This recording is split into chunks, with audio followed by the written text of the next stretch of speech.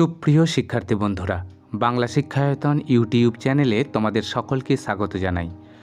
আজ আমি আলোচনা করব তোমাদের পঞ্চম শ্রেণীর থার্ড ইউনিট টেস্ট অর্থাৎ ফাইনাল পরীক্ষার প্রস্তুতির জন্য আমাদের পরিবেশ বিষয়ের এক সেট নমুনা প্রশ্নোত্তর নিয়ে। কাজেই ভিডিওটি তোমরা প্রথম থেকে শেষ পর্যন্ত খুব মনোযোগ সহকারে দেখো। আশা করি অনেক উপকৃত হবে।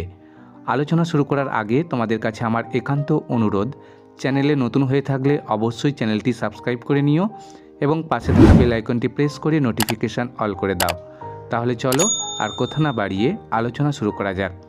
তৃতীয় পর্যায়ক্রমিক মূল্যায়ন 2024, পঞ্চম শ্রেণী, আমাদের পরিবেশ, পূর্ণমান 50, সময় 1 ঘন্টা 30 মিনিট। নমুনা প্রশ্নোত্তর। একের দাগের প্রশ্ন দেখো, একটি বাক্যে উত্তর দাও। 1 গুণিত 14 সমান 14।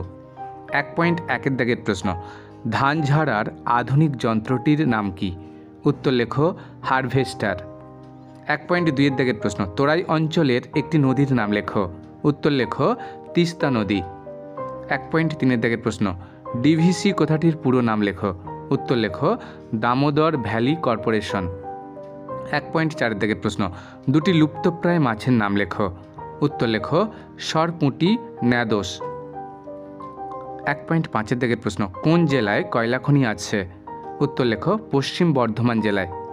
1.6 দাগের প্রশ্ন, ভুটানের কাছে কোন জায়গায় জলবিদ্যুৎ কেন্দ্র আছে? উত্তর লেখো ঝালংয়ে। 1.7 দাগের প্রশ্ন, দুটি অপ্রচলিত শক্তির উৎসের উদাহরণ দাও। উত্তর লেখো সূর্য ও বায়ু। 1.8 দাগের প্রশ্ন, কত সালে কলকাতায় প্রথম রিক্সা আসে? উত্তর লেখো 1900 সালে। 1.9 দাগের প্রশ্ন, হাল কি? উত্তর লেখো নৌকা কোন দিকে যাবে তার নিয়ন্ত্রণের জন্য নৌকাতে যে বিশেষ হ্যান্ডেলের মতো অংশ থাকে তাকে হাল বলে। 1.10 দাগের প্রশ্ন, আমাদের দেশে প্রথম ট্রেন চলাচল শুরু হয় কবে? উত্তর লেখো 1553 সালে। 1.11 দাগের প্রশ্ন, কোন তিথিতে চন্দ্রগ্রহণ হয়? উত্তর লেখো পূর্ণিমা তিথিতে। 1.12 দাগের প্রশ্ন, গৌণ জোয়ারের ঠিক কতক্ষণ পর মুখ্য জোয়ার হয়? উত্তর লেখো 12.5 ঘন্টা পর। 1.13 দাগের প্রশ্ন, বৃহস্পতি গ্রহের ওপর যে ধূমকেতু পড়েছিল তার নাম কি? উত্তর লেখো হ্যালির ধূমকেতু।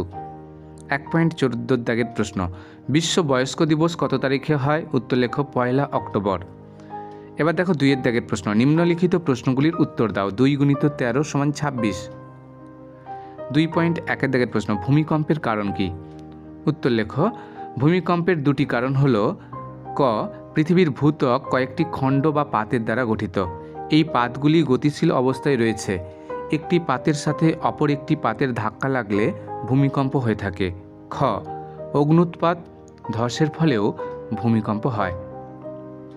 2.2 দাগের প্রশ্ন, শিশুদের দুটি অধিকার লেখো। উত্তর লেখো শিশুদের দুটি অধিকার হলো 1, সুস্থ স্বাভাবিকভাবে বেঁচে থাকা, 2, উপযুক্ত পরিমাণ পুষ্টিকর খাদ্য ও পানীয় জল পাওয়া। 2.3 দাগের প্রশ্ন, জোয়ার ভাটা কেন হয়?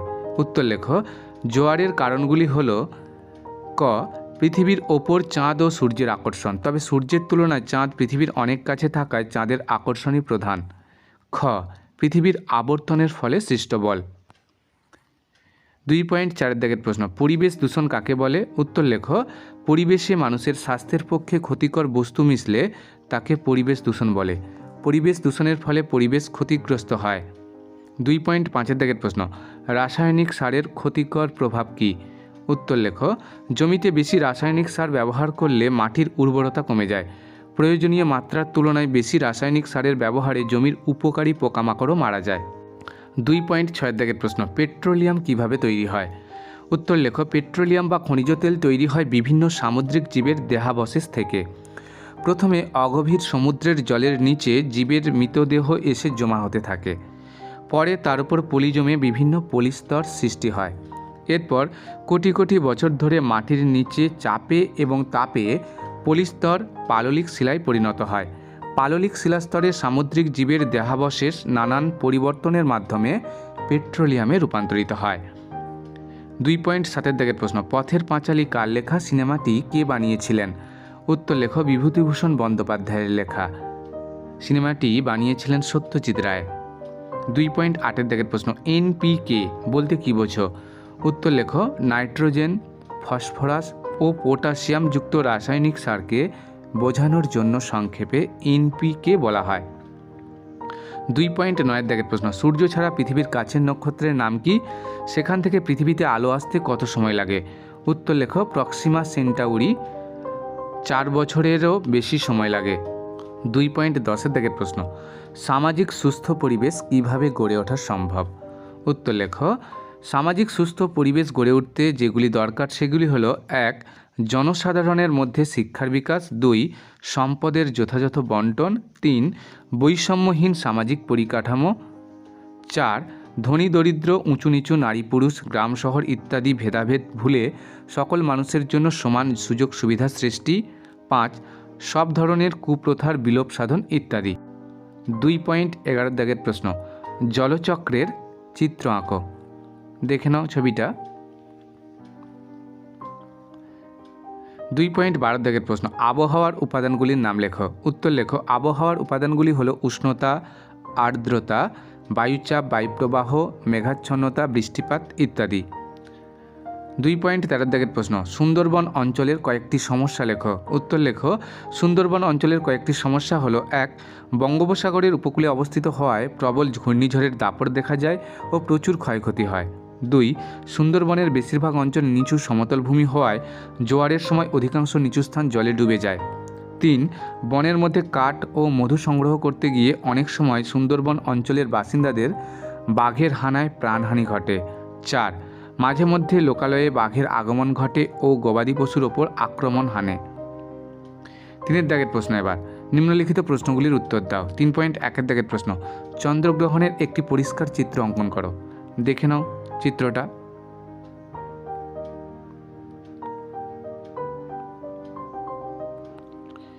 3.2 দাগের প্রশ্ন, সূর্যই সকল শক্তির উৎস, ব্যাখ্যা করো। উত্তর লেখো, পৃথিবীতে আলো তাপ সবই আসে সূর্য থেকে। গাছের খাদ্য তৈরি করতে সূর্যের আলো লাগে। সূর্যের আলো ছাড়া গাছ জন্মাতো না, আর গাছ না থাকলে পৃথিবীতে আমরাও থাকতাম না। এই সব কারণেই বলা হয় সূর্যই সকল শক্তির উৎস।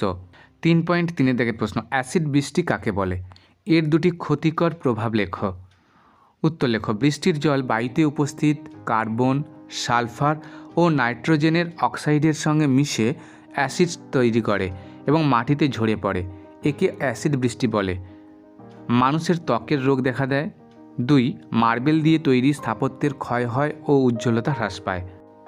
এই ছিল আমাদের আজকের আলোচনাটি যদি ভালো লেগে থাকে তাহলে অবশ্যই ভিডিওতে একটি লাইক দিও। সবাই খুব ভালো থেকো, ধন্যবাদ।